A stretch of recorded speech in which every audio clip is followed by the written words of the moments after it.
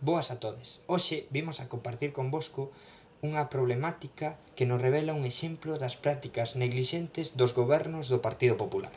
Trátase do convenio que permitía a construción do pabillón do IES Pedra da Auga.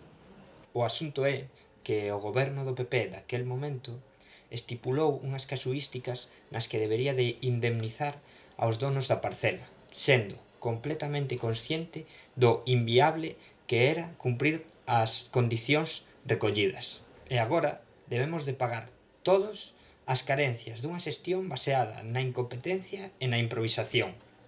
Aquí deixámosvos a nosa intervención no pleno.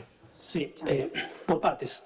Este convenio que se asinou no ano 2005, xa choveu, era para a construción do polideportivo do Instituto. O Concello obtivo un dereito de uso de 1.670 metros cadrados sobre unha parcela total que eran 4.619. En ese convenio se estipulaba o Concello que debería indemnizar aos titulares en dous casos. Se o PESIón non estaba aprobado en xaneiro de 2007 ou se o PESIón, se aprobase nese momento, non tiña en conta certas condicións de edificabilidade para a parte dos terreos non cedida. Isto mostra máis de como goberna o Partido Popular. Daquela gobernaba o Partido Popular, o alcalde era Salvador González Xolla e a tenente de alcalde era Nava Castro. Se fixo un convenio a sabendas de que non se iba a poder cumplir e de que íbamos a ter que pagar. Isto demostra de que o Partido Popular improvisa, bueno, máis que improvisa, fai as cousas e logo a ver que pasa, porque o PESIón, curiosamente, se aprobou inicialmente no 2013, é dicir, 8 anos despois de asinar ese convenio, 6 anos despois do límite que tiñan a propiedade para cobrar. A aprobación provisional foi no 2015 e a aprobación definitiva co goberno do PSOE e do Bloque Nacionalista Galego 16 anos despois do pactado.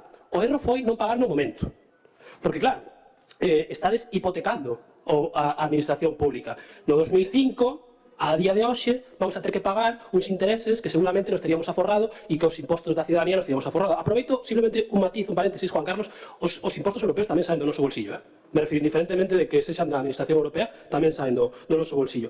Entonces, por que non se pagou isto antes? E tamén lle fago a pregunta ao anterior goberno. Por que durante o anterior mandato non se fixo a intención de pagar isto para evitar seguir acumulando intereses? Unha curiosidade, porque pode ser que haya unha motivación técnica, penso que non. E agora, unha vez pasado concreto, vamos ao xeral.